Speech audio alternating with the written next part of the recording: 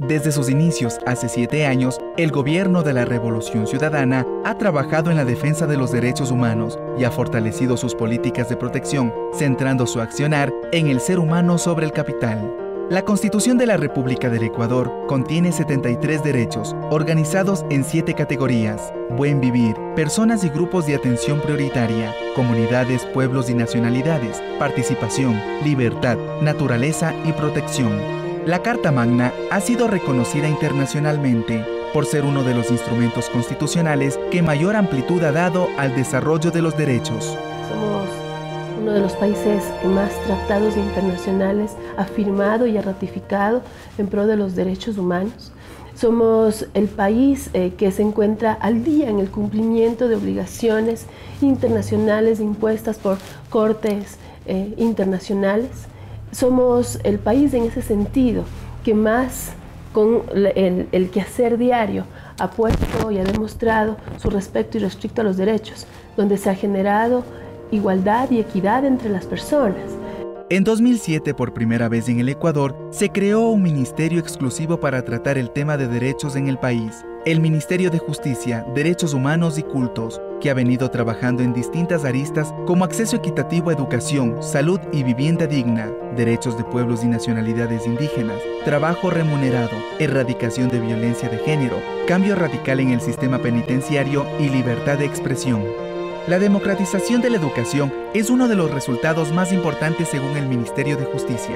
Actualmente el país es referente en la educación iberoamericana. Los indicadores de los últimos 5 años ubican al Ecuador como líder regional de los progresos educativos. En el exterior se ha reconocido al Ecuador en distintos ámbitos. Según el Foro Económico Mundial, en 2014 se ubicó como el segundo mejor país americano en términos de igualdad de género, superado únicamente por Nicaragua. Además, el Tratado de Cooperación Amazónica OTCA y la Corte Interamericana de Derechos Humanos ha determinado que el Ecuador es un país referente en políticas de protección para pueblos en aislamiento. No ha habido gobierno más inclusivo que el nuestro. No ha habido un gobierno más defensor de los derechos humanos que el nuestro. Es hora ya de que con todo este encuentro regional que nosotros tenemos, uno de los principales prioridades que hemos definido es justamente trabajar para poder tener nuestro centro de arbitraje, que seamos los países de la región quienes definamos justamente la protección de los derechos humanos y que no utilicemos este concepto que nos han querido imponer para defender los derechos de unos cuantos, pero no de todos. Otro de los logros importantes fue la creación de la Comisión de la Verdad el 3 de mayo de 2007, para documentar las presuntas violaciones a los derechos humanos y delitos ocurridos en el país entre 1984 y 2008. En el año 2010 se hizo público los resultados y se entregó a la Fiscalía General para realizar las investigaciones de los casos. En 2012, la Fiscalía creó la Dirección de la Comisión de la Verdad y Derechos Humanos, encargada de la investigación de estos casos. La diferencia es absoluta. Previo a la creación de la Comisión de la Verdad en el año 2007, si bien había el espacio de las víctimas, no tenían una institucionalidad que las escuche ni que coja sus peticiones, sus exigencias de verdad y justicia. Esto a partir del 2007 cambió dramáticamente, porque ahora sí hay. Y no solamente que hay, sino que la institución, con las complicaciones que puede tener, va dando pasos certeros, va dando pasos hacia adelante.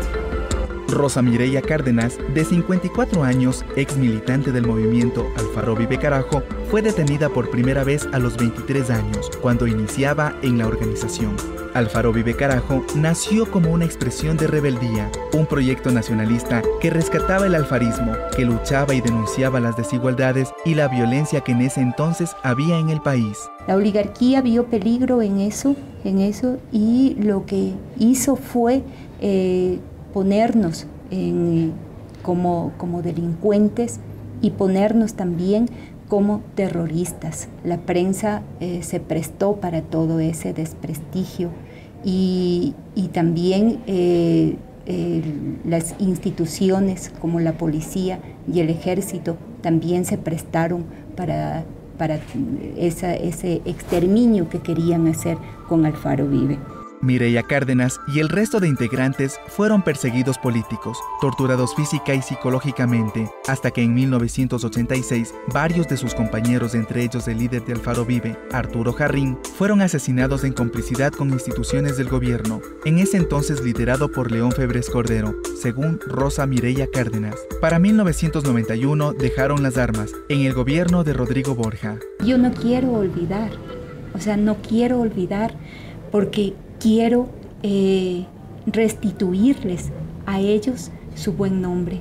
Ellos eran pensadores, no sabe la oligarquía, no saben los que les mataron, no saben realmente a quiénes mataron, a quiénes asesinaron. A partir de entonces hubo silencio, nunca más se habló de los crímenes cometidos por el Estado. En 2007, con la creación de la Comisión de la Verdad, se investigaron por primera vez estos hechos. Para nosotros era muy importante.